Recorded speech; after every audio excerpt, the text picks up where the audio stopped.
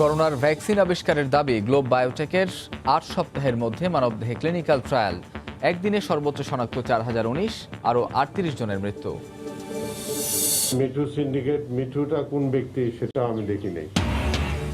স্বাস্থ্য খাতে সিন্ডিকেটের অভিযোগ অতিরঞ্জিত, দাবি মন্ত্রীর। করোনার 4 মাসে দুর্নীতি তদন্তে কমিটি মাত্র একটি, শিগগিরই দুদকের রিপোর্ট।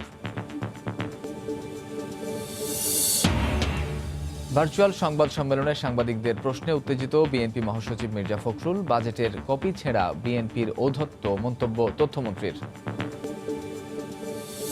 ঢাকা শহরে বাড়ি হলে মানুষের তো অমানুষ হতে পারে, আমার জানা ছিল না। রাজধানীতে বিনা নোটিসে ভাড়া বাড়ি থেকে শিক্ষার্থীদের উৎখাত, গ্যারেজ ও ডাস্টবিনে ফেলে দেওয়া হয় সার্টিফিকেট। কঠিন সংগ্রামে ভাসমান মানুষ। এবং মহামারীতে রাতের ঢাকায় কমেছে আইনশৃঙ্খলা রক্ষা বাহিনীর তৎপরতা, বাড়ছে নানামাত্রিক অপরাধ। ফেসবুক প্রতারণার অভিযোগে 3 বিদেশি গ্রেফতার।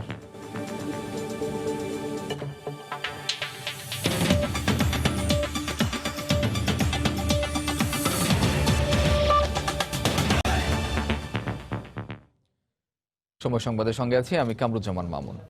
দেশে করোনার প্রথম ভ্যাকসিন আবিষ্কারের দাবি করেছে গ্লোব বায়োটেক। দ্বিতীয় ধাপের গবেষণার পর আগামী 6 থেকে 8 সপ্তাহের মধ্যে এটি মানবদেহে ক্লিনিক্যাল ট্রায়ালের ব্যাপারেও আশাবাদী তারা। এদিকে আবেদন পেলে অনুমতি দেওয়া হবে বলে জানিয়েছে Bangladesh medical research council. We can't afford to lose any more. তাগিদটা হয়তো ছিল ভেতর থেকে। আবেগঘন সংবাদ সম্মেলনে এক তরুণ তুর্কি জানান দিলেন, এবার করোনা ভাইরাসের ভ্যাকসিন আবিষ্কার করল বাংলাদেশ।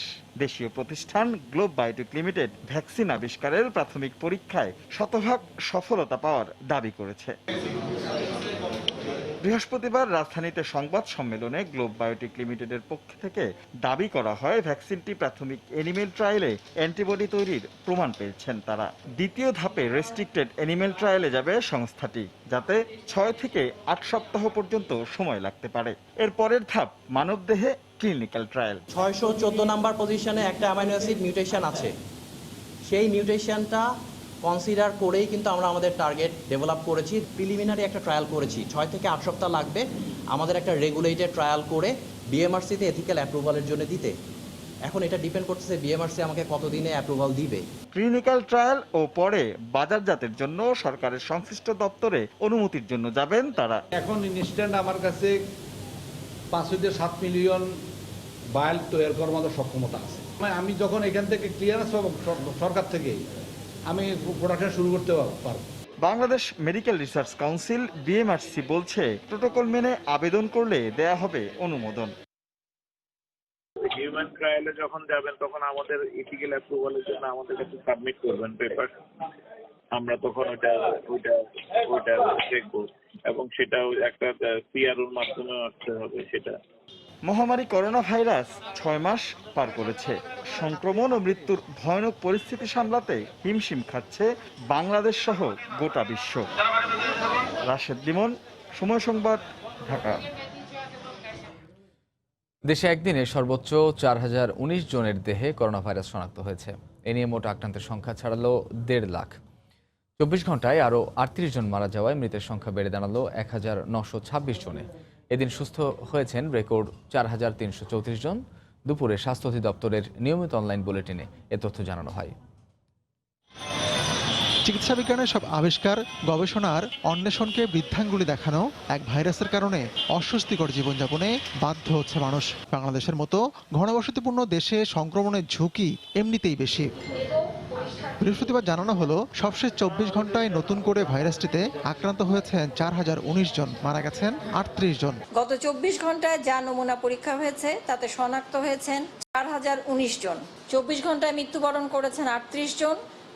এ পর্যন্ত 1926 জন। শনাক্ত বিবেচনায় মৃত্যুর হার 1.26%। মারা যাওয়া 38 জনের মধ্যে 35 জনের বয়সী 40-এর উপরে। সবাই আক্রান্ত হলেও মারা যাওয়ার পরিসংখ্যানে এগিয়ে বয়স্করা।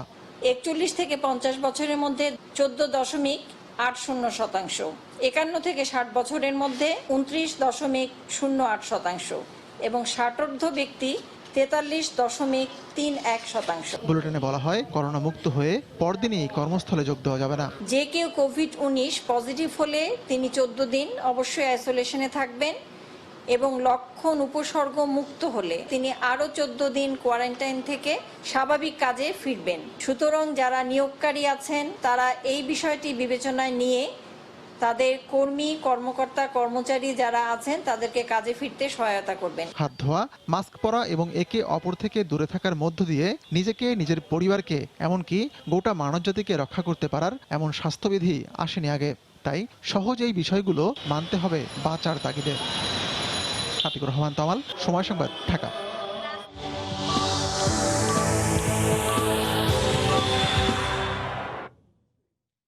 করোনার সবশেষ পরিস্থিতি নিয়ে স্বাস্থ্য অধিদপ্তরের বুলেটিন বিশ্লেষণ করেছেন রিপোর্টার তোহা খান তামিম। কয়েকদিন ধরে আমরা লক্ষ্য করছিলাম যে বিশ্বে 215টি দেশের মধ্যে বাংলাদেশের অবস্থান ছিল 17তম। এখন আজকের দিনে আমরা যদি বলি তাহলে বাংলাদেশের অবস্থান রয়েছে 18তমতে। স্বাগত জানাচ্ছি আজকের স্বাস্থ্য অধিদপ্তরের বুলেটিন বিশ্লেষণে।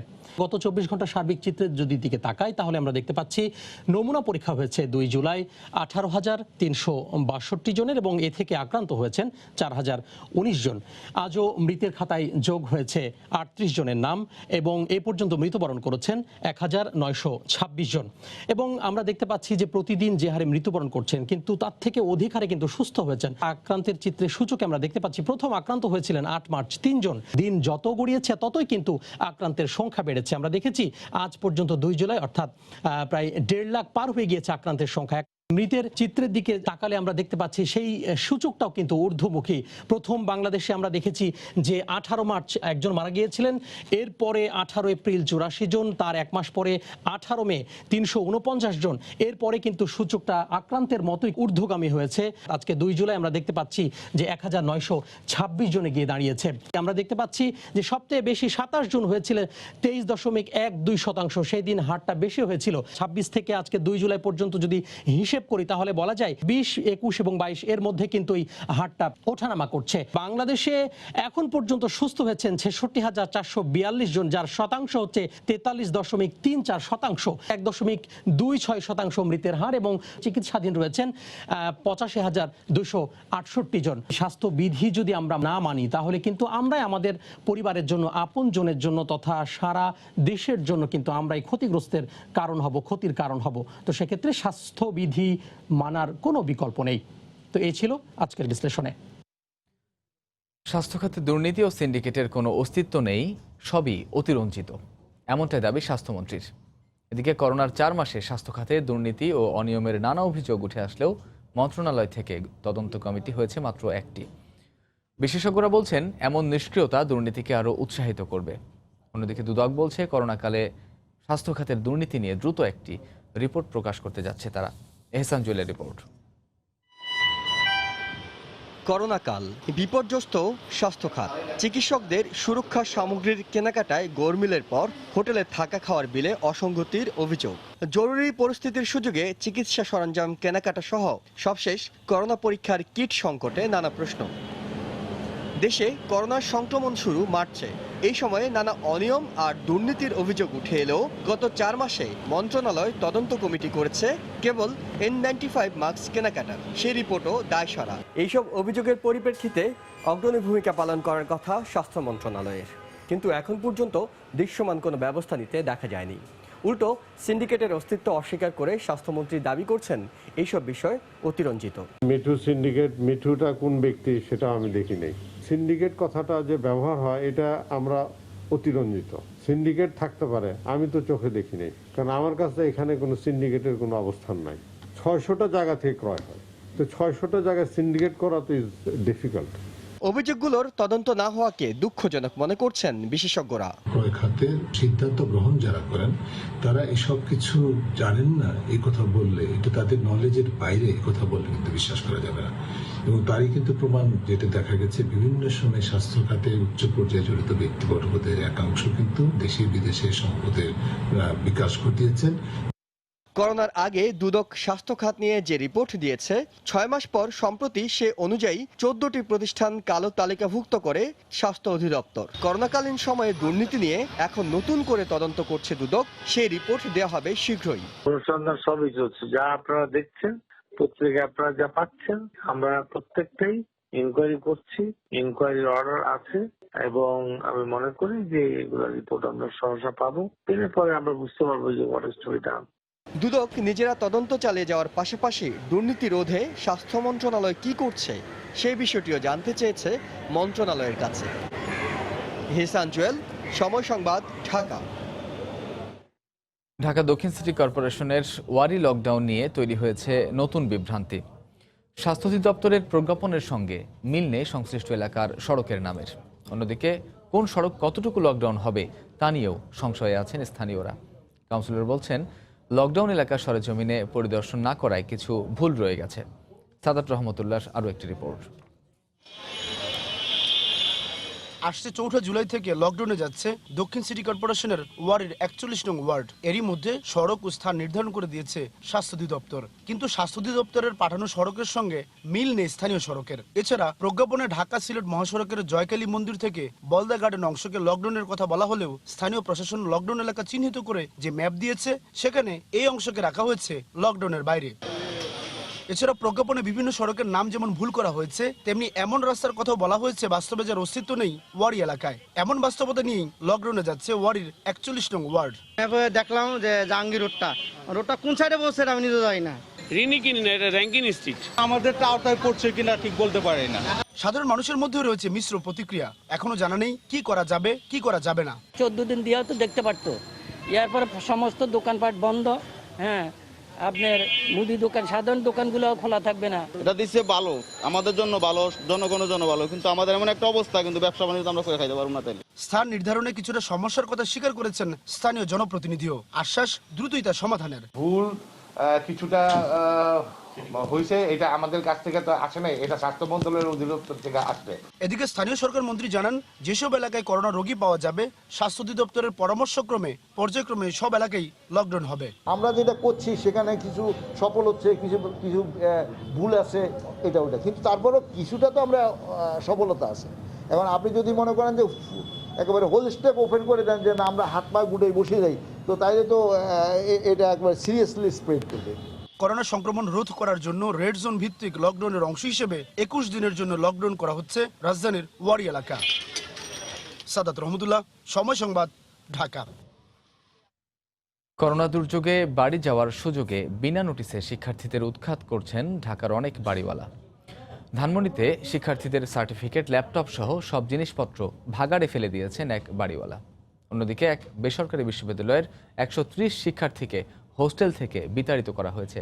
গ্যারেজে স্তূপ করে রাখা হয়েছে মালামাল। আব্দুল হালিমের ক্যামেরায় বিস্তারিত সাদাত রহমতুল্লাহ রিপোর্টে। সব স্বপ্ন আপনারা ডাস্টবিনে ফেলে এখন আপনারা আরামে ঘুমোচ্ছেন, বাসা দরজাটা একটু খুলুন। ঢাকা কলেজের শেষ বর্ষের শিক্ষার্থী সজীব মাথা গোজার ঠাঁই তো হারিয়েছেনই, ছুঁড়ে ফেলা হয়েছে শিক্ষা জীবনের অর্জন সনদগুলো। রাজধানীর ধানমন্ডি এলাকার বাড়িওয়ালা মজিবুর হক পুরো ভাড়া দিতে না পারায় 9 শিক্ষার্থীকে বাসা থেকে বের করে দিয়েছেন বিনা নোটিশে। শুধু তাই নয়, তাদের জরুরি কাগজপত্র সহ সব জিনিসপত্র ফেলে দিয়েছেন ভাগাড়ে। মালগুলো হচ্ছে সিটি কর্পোরেশনের যে মহিলা যারা নেয় এদেরকে হচ্ছে ভাড়া করে নিয়ে আসে, ভ্যানে করে ভাড়া করে ওদেরকে দিয়ে ওরা হচ্ছে কোথায় ফেলে দেয়। ঢাকা শহরে বাড়ি হলে মানুষ এত অমানুষ হতে পারে, আমার জানা ছিল না। একই দশা একটি বেসরকারি বিশ্ববিদ্যালয়ের 130 শিক্ষার্থীর 2 মাসের ভাড়া বকেয়া হওয়ায় শিক্ষার্থীদের সব জিনিসপত্র ফেলে দেন গ্যারেজে। খবর পেয়ে বিভিন্ন জেলা থেকে ছুটে আসেন ছাত্ররা। একটা সার্টিফিকেট নেই, আমার জিএসসি সার্টিফিকেট, আমার এসএসসি সার্টিফিকেট, আমার ডিপ্লোমা সার্টিফিকেট, মূল সার্টিফিকেটগুলো ছিল। ডেস্কটপ, ল্যাপটপ, তারপর হচ্ছে অনেকের ধরনের ট্রাঙ্কের ভিতরে কিছু গুরুত্বপূর্ণ মালামাল। প্রথম মাসে আমরা ভাড়া দেই নাই, উনি চাইছিল কিন্তু আমরা দিতে পারি না করোনা পরিস্থিতির কারণে। কিন্তু পরবর্তীতে উনি আর আমাদের সাথে যোগাযোগ করে নাই, না করে উনি আমাদেরকে হোস্টেল থেকে বাই করে দিয়েছে আর কি, জিনিসপত্র বের করে দিয়েছে, মালগুলা একদম নিয়ে নিছে আর কি, নোটিশ, বিনা নোটিশে। এসব শিক্ষার্থীদের হুমকিও দেওয়া হয় দফায় দফায়।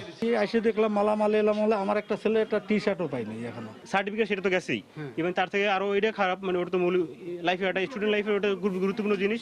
ইভেন ওই যে শখের গিফট করছে সেটাও বাড়িওয়ালা বহু টাকা পায়, তারপর বাড়িওয়ালা আমাদের যে অ্যাডভান্স টাকা ছিল সেই টাকা কেটে কইছে আমাদেরকে নামাই দিছে। এই ঘটনায় হোস্টেল পরিচালককে গ্রেফতার করেছে পুলিশ। রাজধানীতে শিক্ষার্থীদের প্রতি এমন অমানবিক আচরণ বরদাস্ত করা হবে না বলে সাফ জানিয়ে দিয়েছেন তারা। অভিযোগ দেওয়ার পর আমরা একটু অভিযোগ গ্রহণ করেছি, এই বিষয়ে একটি মামলা রুজু হয়েছে। আমরা এই বিষয়ে এখন তদন্ত করে প্রয়োজনে যে আইনগত সাহায্য সেটা করব। অন্তত সার্টিফিকেটগুলো খুঁজে পাওয়ার চেষ্টায় মরিয়া এই শিক্ষার্থীরা।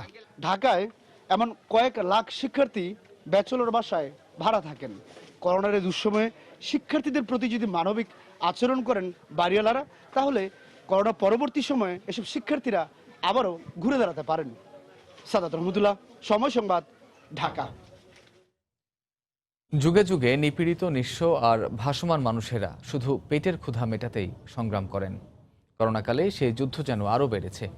যখন সংক্রমণ ঠেকাতে ঘরে থাকার নির্দেশনা দেয়া হচ্ছে প্রতিনিয়ত, সেখানে ঘরহীন মানুষেরা আছেন কেমন? আশরাফুল ইসলামের ছবিতে পথের মানুষদের কথা জানাচ্ছেন আতিকুর রহমান তমাল।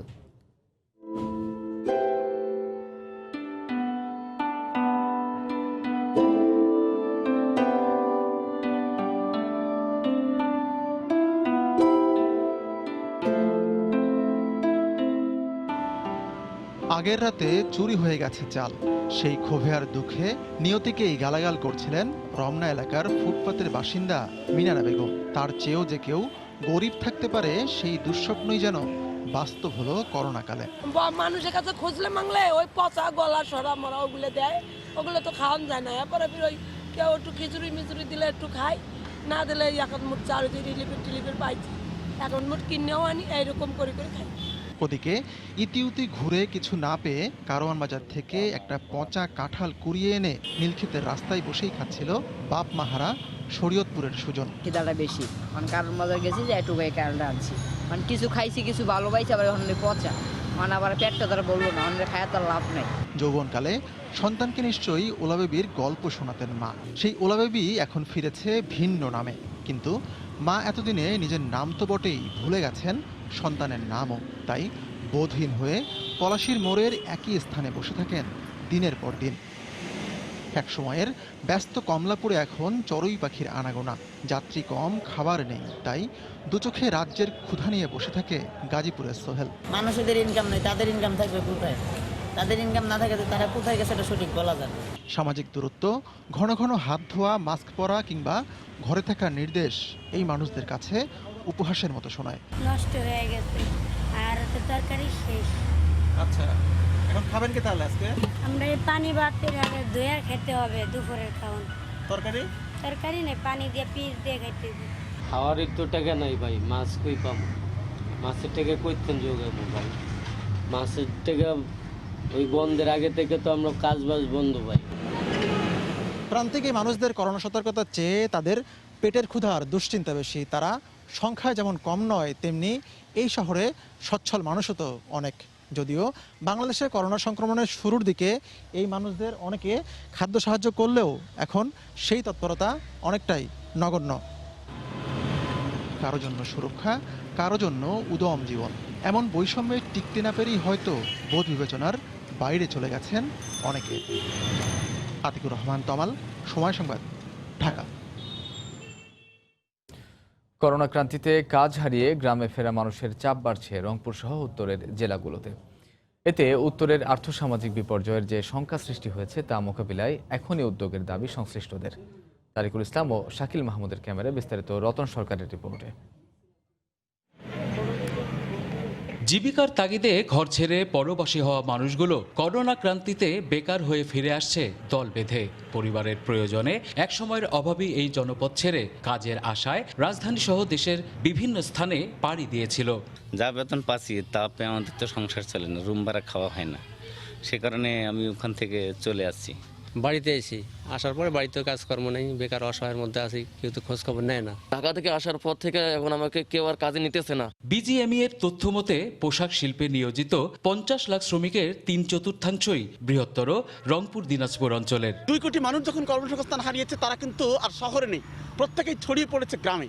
গ্রামীণ যে কর্মসংস্থানটা আছে তার উপর একটা বড় ধরনের প্রেশার পড়তে যাচ্ছে। 2 কোটি মানুষের কর্মসংস্থান হঠাৎ করে শিল্পের মধ্যে করা সম্ভব না, কিন্তু স্বল্পমেয়াদী কিন্তু এটা কৃষির মধ্য দিয়ে করা সম্ভব। করোনার এই মহাদুর্যোগ মোকাবেলায় এই অঞ্চলের খাদ্য নিরাপত্তা ও কর্মসংস্থানকেই বড় চ্যালেঞ্জ হিসেবে দেখছেন সবাই, আর কৃষিকেই পরিস্থিতি মোকাবেলার সর্বোত্তম হাতিয়ার হিসেবে বেছে নেয়ার কথা বলছেন তারা। এই করোনা কালের কৃষি পারে এই অঞ্চলে কর্মসংস্থানের সুযোগ সৃষ্টি করতে এই কৃষির বহুমুখী ব্যবহার নিশ্চিত করা, কৃষিকে উজ্জীবিত করার মধ্য দিয়ে এই সংকট দীর্ঘমেয়াদে সমাধান সম্ভব। পোশাক শিল্প ছাড়াও ঢাকা, চট্টগ্রাম, সিলেট, নারায়ণগঞ্জ সহ বড় শহরগুলোতে রিকশা চালক, নির্মাণ, পরিবহন, ইটভাটার শ্রমিক, ক্ষেতমজুর এবং গৃহকর্মী হিসেবে কাজ করা নিম্ন আয়ের শ্রমজীবী মানুষের বড় অংশই এই অঞ্চলের। রতন সরকার, সময় সংবাদ, রংপুর। সময় সংবাদ আরও থাকছে। অবশেষে বিদ্যুৎ উৎপাদনে কুইক রেন্টাল পদ্ধতি থেকে সরে আসছে সরকার। নতুন নবায়ন বন্ধ, দ্রুত সিদ্ধান্ত কার্যকর করতে পারলে সাশ্রয় হবে বিপুল অর্থ।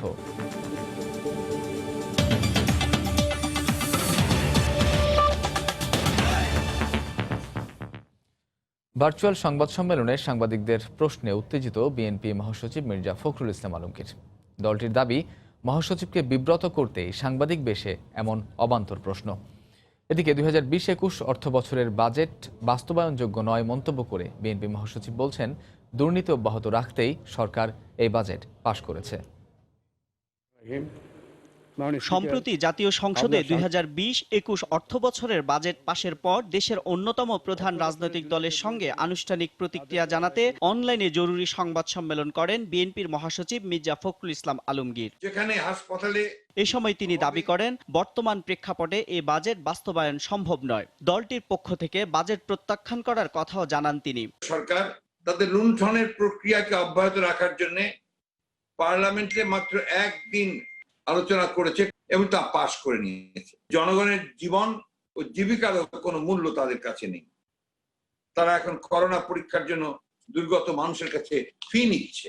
রাজনৈতিক দলসমূহের নিবন্ধন আইন 2020 প্রণয়নের বিষয়ে মির্জা ফখরুল দাবি করেন, এ উদ্যোগ অস্বাভাবিক, অগ্রহণযোগ্য এবং বিশেষ একটি মহলের উদ্দেশ্য বাস্তবায়নের অপকৌশল ছাড়া কিছুই নয়। নির্বাচন কমিশন হঠাৎ করে তারা এইভাবে একটা অত্যন্ত গুরুত্বপূর্ণ একটা আইন সংশোধন করে নতুন আইন করার কি প্রয়োজনীয়তা অনুভব করলেন, আমরা এটা বুঝতে পারি। এদিকে ভার্চুয়াল সংবাদ সম্মেলনে সাংবাদিক পরিচয়ে দুজন ব্যক্তির প্রশ্নে উত্তেজিত হতে দেখা যায় বিএনপি মহাসচিবকে। তার মানে কি আপনি বলতে যাচ্ছেন যে এই বাজেট বিএনপির আন্দোলনের মতো হয়েছে, যে ঈদের পরে আন্দোলন যে বাস্তবায়ন হয় না, তেমনি বাজেটও বাস্তবায়ন হবে না? আপনি কে বলছেন ভাই? আপনি কে বলছেন? আমাকে একটু আপনার নাম আর পত্রিকাটার কথা জানলে আমার উত্তর দিতে সুবিধা হবে। আপনার এই ধরনের প্রশ্ন সাধারণত সাংবাদিকরা করেন না। এই ঘটনার পরপরই মুঠোবার্তায় পেশাদারিত্ব বজায় রাখতে সকলের প্রতি আহ্বান জানানো হয় দলটির প্রেস উইং থেকে। ইমরান আমিন, সময় সংবাদ, ঢাকা। অন্যদিকে তথ্যমন্ত্রী ডক্টর হাসান মাহমুদ বলেছেন, জাতীয় সংসদের সামনে বাজেটের কপি ছিঁড়ে ফেলা বিএনপির ঔদ্ধত্যের প্রকাশ। দুপুরে সচিবালয়ে নিজ দপ্তরে সাংবাদিকদের একথা বলেন তিনি। এ সময় মন্ত্রী আরও বলেন, একজন এমপি মানব পাচারের ঘটনায় জড়িত থাকলেও বাংলাদেশ থেকে কুয়েতে শ্রমিক রপ্তানি কোনো প্রভাব পড়বে না। তারা কোনো সময় বাজেট গ্রহণ করতে পারেনি এবং তারা যে একটি রাজনৈতিক দল, তাদের মধ্যে যে ঔদ্ধত্য এবং তাদের মধ্যে যে নানা ধরনের তারা যে পেট্রোল বোমা নিক্ষেপ করে মানুষকে হত্যা করেছিল, এই ধরনের কর্মসূচি, পেট্রোল বোমা নিক্ষেপের কর্মসূচি যে সমস্ত রাজনৈতিক দল দেয়, তারা পার্লামেন্টের সামনে গিয়ে বাজেটের কপি ছিঁড়ে ফেলা এটা খুবই স্বাভাবিক। তারা সবসময় বলে আসছে এই পার্লামেন্ট অবৈধ, সুতরাং পার্লামেন্টের সামনে গিয়ে বাজেটের কপি ছিঁড়ে তারা পার্লামেন্ট যে বৈধ সেটিও স্বীকার করে নিয়েছে। দ্রুত বিদ্যুৎ পেতে দেশে চালু হওয়া কুইক রেন্টাল প্ল্যান্ট যুগের ইতি ঘটতে যাচ্ছে। সরকার বলছে, নবায়ন করা হবে না আর কোনো বিদ্যুৎ কেন্দ্রের মেয়াদ। যদিও বিদ্যুৎ খাতে বছরে ভর্তুকি 8,500 কোটি টাকার মধ্যে বড় অংশই ব্যয় হয় এসব প্ল্যান্টের পেছনে। বিশেষজ্ঞদের দাবি, দ্রুত সময়ের মধ্যে সব কেন্দ্র বন্ধ করতে পারলে বিপুল পরিমাণ অর্থ সাশ্রয় সম্ভব প্রতি বছর। দেবাশিস রায় জানাচ্ছেন বিস্তারিত। করে জীব সেবার মধ্য দিয়ে 2009 সালে আওয়ামী লীগ সরকার গঠনের সময় দেশে বিদ্যুতের উৎপাদন ছিল মাত্র 4942 মেগাওয়াট। বিদ্যুৎ সুবিধার আওতায় ছিল মোট জনসংখ্যার অর্ধেকেরও কম মানুষ। সে সময় শিল্প ও কলকারখানার প্রসার সহ সামগ্রিক প্রবৃদ্ধি অর্জনে তেলভিত্তিক রেন্টাল বিদ্যুৎ কেন্দ্র নির্মাণের সিদ্ধান্তে আলো আসতে শুরু করে দেশে। 2010 সালে এসব কেন্দ্র চালুর পর সরকার বলেছিল 3 থেকে 5 বছর মেয়াদ শেষে বিলুপ্তি ঘটবে কুইক রেন্টালের। কিন্তু বছর বছর চুক্তি নবায়নের ঘটনায় সমালোচনার ঝড় ওঠে বিভিন্ন মহলে। বর্তমানে দেশের 137টি বিদ্যুৎ কেন্দ্রের মধ্যে কুইক রেন্টাল রয়েছে 11টি আর রেন্টাল 9টি। এসব কেন্দ্র জ্বালানি কিংবা কারিগরি সংকটে উৎপাদন না করলেও ভাড়া বা ক্যাপাসিটি পেমেন্ট বাবদ বছরে অন্তত 2,500 কোটি টাকা পরিশোধ করতে হয় সরকারকে। গবেষণা প্রতিষ্ঠান পাওয়ার সেল এরই মধ্যে 12টি রেন্টাল প্ল্যান্ট বন্ধ করার তথ্য জানিয়ে বলছে, ভাড়ায় চালিত আর কোনো বিদ্যুৎ কেন্দ্রের মেয়াদ নবায়ন করা হবে না। বছরে 8,000 সাড়ে 8,000 কোটি টাকা, যেটা বিপিডিবির জন্য এই জন্য সরকারকে ভর্তুকি বা সাপোর্ট দিতে হয়। এটা ক্যাপাসিটি চার্জও তো একটা বড় অংশ সেখানে অবশ্যই কন্ট্রিবিউট করে। যেসব বিদ্যুৎ কেন্দ্র আমাদের কস্টলি এবং আমরা মনে করছি যেগুলো আর চালানোর দরকার নেই, ওগুলো কিন্তু আর মেয়াদ বর্ধিত করা হবে না। বিশ্লেষকদের দাবি, অযাচিতভাবে এসব কেন্দ্র এখনো উৎপাদনে রয়েছে। অভিযোগ আছে দুর্নীতিরও। অন্যায়ভাবে চুক্তি করে তাকে লাভবান করা হয়েছে, সেটা প্রমাণ করার পরে সে চুক্তি বাতিল করা যাবে না, সে চুক্তি রিভাইজ করা যাবে না তা নয়, এটা ইমিডিয়েটলি বাতিল করতে হবে। তার জন্য কোনো কিছু অন্তর নাই, এখনো প্রহসন চালিয়ে যাচ্ছে। তখন এইসব বিদ্যুৎ কেন্দ্রের ক্যাপাসিটি পেমেন্ট দিয়ে তাদেরকে আর্থিক সুবিধা দেওয়া হয়েছে, তাদেরকে ব্যবসা দেওয়া হয়েছে, বিদ্যুৎ দেওয়াটা উদ্দেশ্য ছিল না।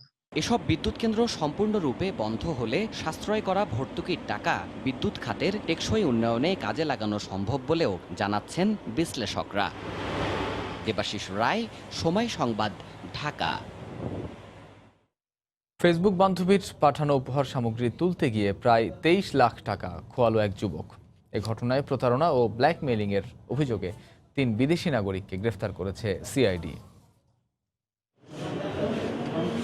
রাজধানীর এয়ারপোর্ট ও বসুন্ধরা এলাকা থেকে সিআইডির জালে আটকা পড়া 3 জনের মধ্যে 2 জন ক্যামেরুন এবং 1 জন কেনিয়ার নাগরিক। সিআইডি জানায় এরা ফেসবুকে আমেরিকার তরুণী জেনিটারি নামে বরিশালের এক ব্যবসায়ী যুবকের সাথে সখ্যতা গড়ে তোলে। প্রথমে উপহার সামগ্রী পাঠানোর কথা বলে ঠিকানা নেয়, পরে ডিপ্লোম্যাটিক কুরিয়ার এজেন্ট পরিচয়ে পাঠানো উপহার তুলতে নানা খরচের কথা বলে এবং উপহার না নিলে বিপদ হবে বলে প্রতারণা করে 22,68,000 টাকা হাতিয়ে নেয়। তারা যেটা ট্র্যাপ করে, যে বলে যে দেখো এইবার যেটা পাঠাচ্ছে এটা কাস্টমসে তোমার নাম এন্ট্রি হয়ে গেছে, স্ক্যান হয়ে গেছে, এটা যে না ছাড়াও তাহলে তোমাকে নানা রকমের জিজ্ঞাসাবাদ করা হবে, এইবার তোমাকে কিন্তু রেসপন্ড করতে হবে।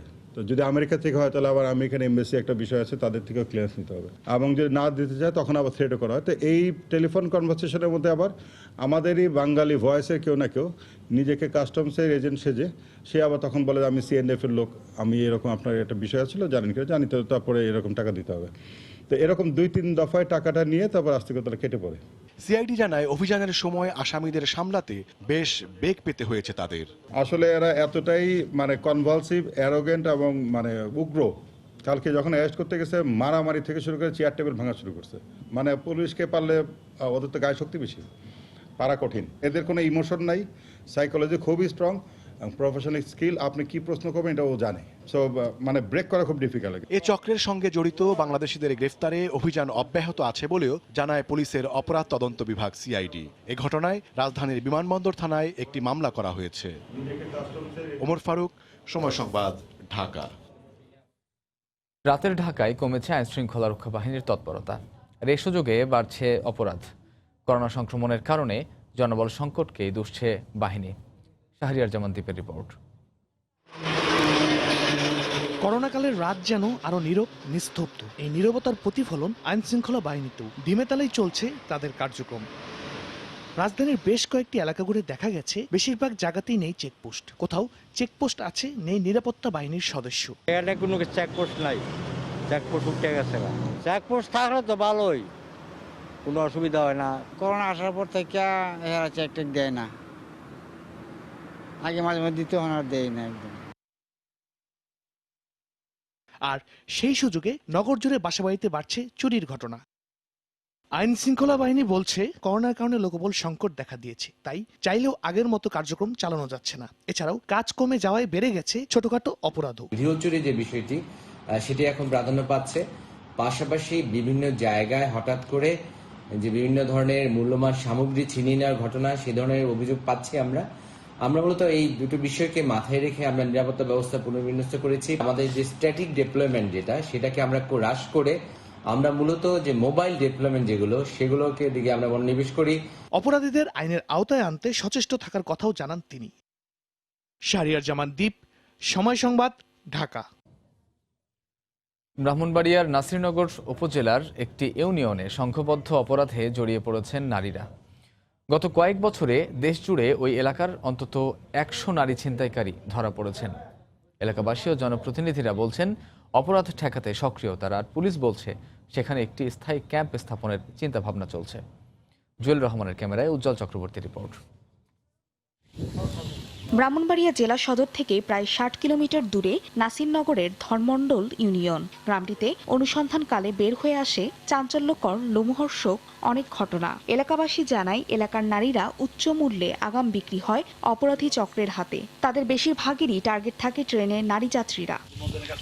2019 সালের জানুয়ারিতে নোয়াখালীর কোম্পানিগঞ্জে স্বাস্থ্য কমপ্লেক্সে রোগীর চেইন চুরি করতে গিয়ে ধরা পড়ে ধর্মমণ্ডল এলাকার সুলতানা খাতুন, চম্পা খাতুন সহ 3 নারী। 2018 সালে রাজশাহীতে স্বর্ণের চেইন ছিনতাই করতে গিয়ে ধরা পড়ে ধর্মমণ্ডলের সোলেমা খাতুন, লাভলি আক্তার, রিনা খাতুন, রিফুজা খাতুন ও শামসুন নাহার বেগম সহ 5 নারী। 2019 সালে ফেনীতে ছিনতাইয়ের সময় ধরা পড়ে ওই এলাকার মুর্তুজ আলীর ছেলে রহিম মিয়ার স্ত্রী আকলিমা। জেল থেকে বের হয়ে হদিশ নেই আকলিমার। নিজের ছেলে এবং ছেলে বউয়ের অপকর্মের কারণে তাদের সাথে সম্পর্ক ছিন্ন করেন মুর্তুজ আলী। শুধু মুর্তুজ আলীর পরিবারই নয়, চুরি, ছিনতাই, ডাকাতি, নানা অপরাধে জড়িত এলাকার অনেক মানুষ। আমরা যখন বাহিরে চলাফেরা করি বন্ধু বান্ধবের কাছে এই বিষয়টা নিয়ে আমরা অনেক প্রতিপন্ন হই। স্থানীয় জনপ্রতিনিধিরা জানান এই অপবাদ থেকে এলাকাকে মুক্ত করার চেষ্টা করছেন। এই যে বদনামটা এটা কিভাবে দূর করা যায় এবং এটা প্রক্রিয়া চলছে। পুলিশও জানায় অপরাধ দমনে সেখানে একটি পুলিশ ফাঁড়িও নির্মাণের কথা ভাবা হচ্ছে। যে মহিলা যত বেশি চুরিতে এক্সপার্ট তার মূল্য তত বেশি থাকে। শিক্ষার দিক থেকে পিছিয়ে পড়া জেলার সবশেষ উত্তরের ইউনিয়ন ধর্মমণ্ডল 5টি গ্রাম নিয়ে গঠিত, লোক সংখ্যা প্রায় 25,000। সময় সংবাদ, ব্রাহ্মণবাড়িয়া। করোনা চিকিৎসকদের থাকার জন্য হোটেলের পাশাপাশি ডরমেটরির ব্যবস্থা করা হচ্ছে বলে জানিয়েছেন স্বাস্থ্য সচিব আব্দুল মান্নান। দুপুরে ঢাকা মেডিকেল কলেজ হাসপাতাল পরিদর্শনে এসে তিনি একথা বলেন।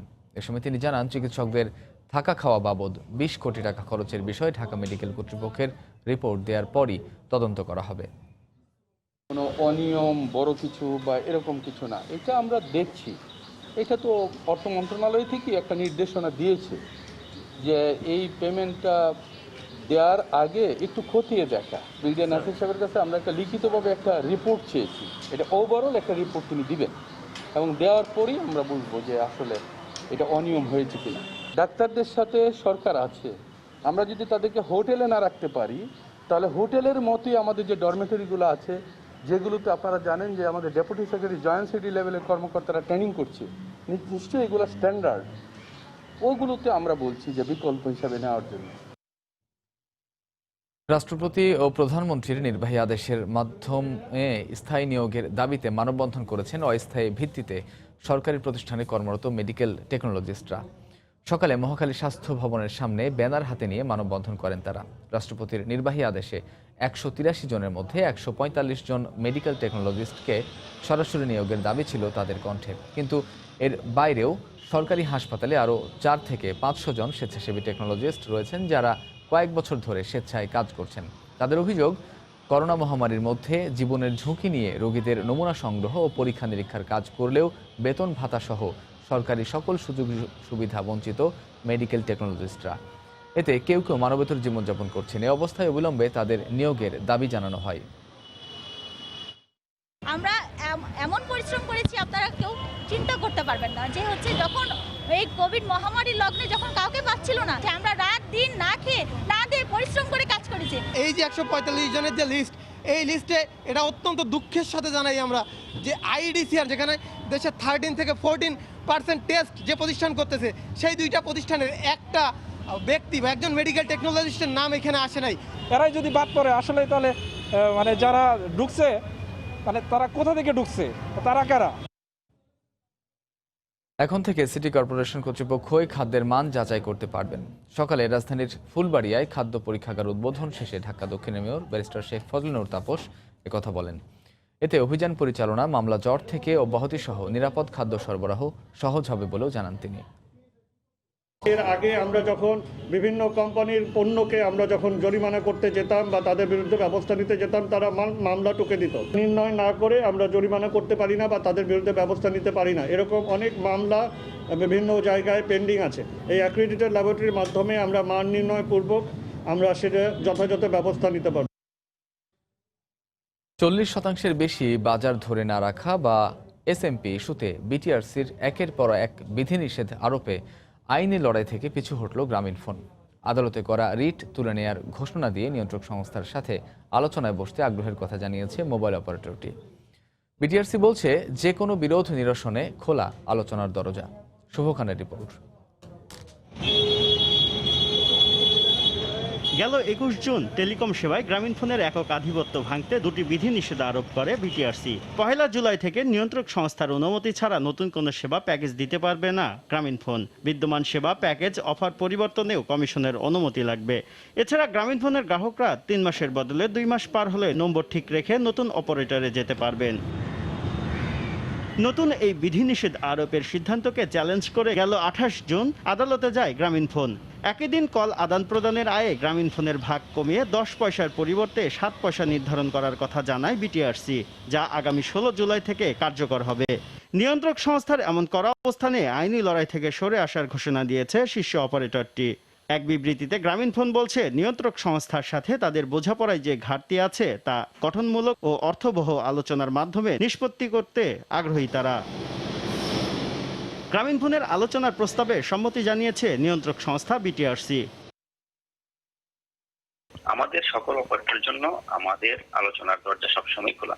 আমরা যতগুলা নির্দেশনা প্রদান করে থাকি সকল অপারেটরদেরকে সময়ে সময়ে আমরা ব্যাপক পর্যালোচনা, আইন এবং বিধি অনুযায়ী ব্যবস্থা নিয়ে থাকি। আর সেক্ষেত্রে ওনারা যদি আমাদের কোনো ধরনের নির্দেশনা বা কোনো কিছু বুঝতে অসুবিধা হয়, অবশ্যই আলোচনা করে আমাদের কাছে আসতে পারেন। মুঠোফোন সেবায় একক আধিপত্য ভাঙতে 2018 সালে এসএমপি নীতিমালা অনুমোদন করে বিটিআরসি, যেখানে 40% বেশি শেয়ার না রাখার বাধ্যবাধকতা থাকলেও গ্রাহক সংখ্যায় গ্রামীণফোনের মার্কেট শেয়ার প্রায় 46%। শুভ খান, সময় সংবাদ, ঢাকা। দেশের বিভিন্ন নদ নদীর পানি কমতে শুরু করলেও কমেনি সাধারণ মানুষের দুর্ভোগ। এখনও পানিবন্দী হাজার হাজার পরিবার। তলিয়ে গেছে রাস্তাঘাট আর ফসলি জমি, ভেসে গেছে শত শত পুকুরের মাছ। ত্রাণ সহায়তার দাবি জানিয়েছেন বানভাসীরা। বিস্তারিত রিপোর্টে। নদীর পানি বেড়ে লোকালয়ে হু হু করে ঢুকছে পানি। মাথা গোজার ঠাঁই খুঁজতে বাধ্য হয়ে ঘরবাড়ি ছেড়ে যাচ্ছেন অনেকেই। 24 ঘন্টায় যমুনা নদীর পানি কিছুটা কমলেও অপরিবর্তিত সিরাজগঞ্জের বন্যা পরিস্থিতি। পানির প্রবল স্রোতে কাজীপুরে দেখা দিয়েছে নদী ভাঙ্গন। সদরের সিমলা স্পার বাঁধে ফাটল দেখা দেওয়ায় আতঙ্কে আছেন স্থানীয়রা। বর্ষার শুরুতেই নদী ভাঙ্গনে টাঙ্গাইলের কালিহাতী, ভুয়াপুর ও নাগরপুরের শতাধিক পরিবার গৃহহীন হয়ে পড়েন।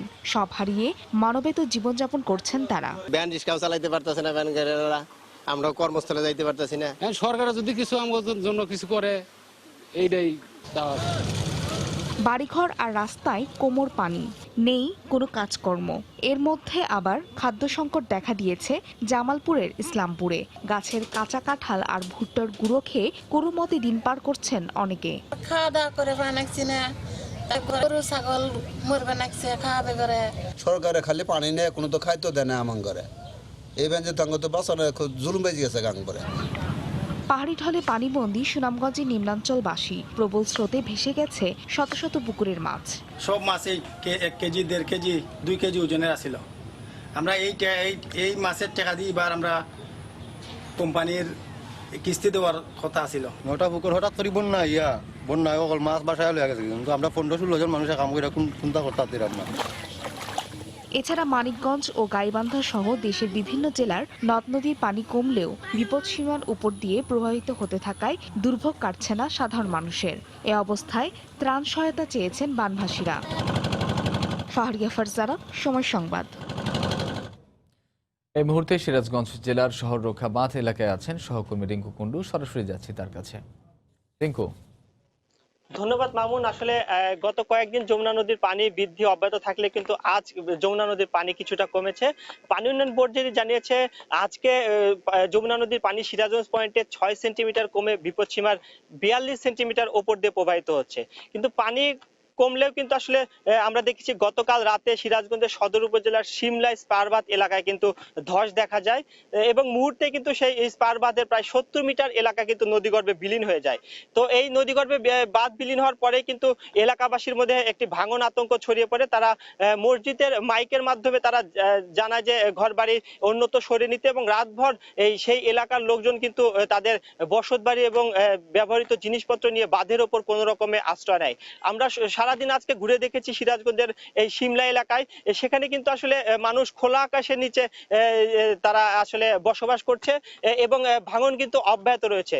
তো ভাঙনের পর পানি উন্নয়ন বোর্ডের কর্মকর্তারা এবং জেলা প্রশাসনের কর্মকর্তারা সেই ভাঙন কবলিত স্থান পরিদর্শন করেছেন এবং সেখানে বালু ভর্তি জিও ব্যাগ কিন্তু আসলে ফেলা হচ্ছে। পানি উন্নয়ন বোর্ড যেটি বলছে যে এই ভাঙন রোধে আসলে জিও ব্যাগ ফেলে তারা বাঁধটিকে আবার পুনরায় আগের রূপে ফিরে নিয়ে আসবে। তো এদিকে সিরাজগঞ্জের এই ভাঙন কবলিত এলাকার মানুষজনও কিন্তু গবাদি পশু এবং তাদের শিশুদের নিয়ে কিন্তু একটি মানবেতর জীবনযাপন করছে বাঁধের উপরে আশ্রয় নিয়ে। আর ত্রাণ তৎপরতার বিষয়ে জেলা ত্রাণ ও পুনর্বাসন কর্মকর্তা যেটি জানিয়েছেন যে এখন পর্যন্ত 125 মেট্রিক টন জিআর চাল এই বন্যাতদের মধ্যে বরাদ্দ করা হয়েছে। পাশাপাশি 180টি আশ্রয় কেন্দ্র খোলা রয়েছে। কিন্তু আশ্রয় কেন্দ্র খোলা হলে কিন্তু এখানে এখনো কোনো মানুষ, বানবাসী মানুষ কিন্তু এখনো সেই আশ্রয় কেন্দ্রগুলোতে ওঠেনি। তো এক কথায় বলা যায় যে সিরাজগঞ্জের বন্যা পরিস্থিতি, সার্বিক বন্যা পরিস্থিতি অপরিবর্তিত রয়েছে এবং এখনো প্রায় 5টি উপজেলার 35টি ইউনিয়নের 1.5 লক্ষাধিক মানুষ কিন্তু আসলে পানিবন্দী রয়েছে। তারা সেই বাঁধের উপরে এবং নিরাপদ স্থানে তারা আশ্রয় নিয়ে আছে। তো এই সব এলাকায় কিন্তু বিশুদ্ধ পানি এবং শুকনো খাবারের একটা সংকট দেখা দিয়েছে। তো এই ছিল সিরাজগঞ্জের বন্যা পরিস্থিতির সার্বিক খবর। বানভাসী মানুষের খবর জানাতে সিরাজগঞ্জ থেকে যোগ দিয়েছিলেন সহকর্মী রিঙ্কু কুন্ডু। এ পর্যায়ে শীর্ষ সংবাদ জানিয়ে দিচ্ছি আরেকবার। করোনার ভ্যাকসিন আবিষ্কারের দাবি গ্লোব বায়োটেকের। 8 সপ্তাহের মধ্যে মানবদেহে ক্লিনিক্যাল ট্রায়াল। একদিনে সর্বোচ্চ শনাক্ত 4019, আরও 38 জনের মৃত্যু। মিঠু সিন্ডিকেট, মিঠুটা কোন ব্যক্তি সেটা আমি দেখি নাই। স্বাস্থ্য খাতে সিন্ডিকেটের অভিযোগ অতিরঞ্চিত, দাবি মন্ত্রীর। করোনার 4 মাসে দুর্নীতি তদন্তে কমিটি মাত্র একটি, শিগগিরই দুদকের রিপোর্ট। ভার্চুয়াল সংবাদ সম্মেলনে সাংবাদিকদের প্রশ্নে উত্তেজিত বিএনপি মহাসচিব মির্জা ফখরুল। বাজেটের কপি ছেঁড়া বিএনপির ঔদ্ধত্য, মন্তব্য তথ্যমন্ত্রীর। ঢাকা শহরে বাড়ি হলে মানুষের তো অমানুষ হতে পারে, আমার জানা ছিল না। রাজধানীতে বিনা নোটিসে ভাড়া বাড়ি থেকে শিক্ষার্থীদের উৎখাত। গ্যারেজ ও ডাস্টবিনে ফেলে দেওয়া হয় সার্টিফিকেট। কঠিন সংগ্রামে ভাসমান মানুষ। এবং মহামারীতে রাতের ঢাকায় কমেছে আইন শৃঙ্খলা রক্ষা বাহিনীর তৎপরতা। বাড়ছে নানামাত্রিক অপরাধ। ফেসবুক প্রতারণার অভিযোগে 3 বিদেশি গ্রেফতার।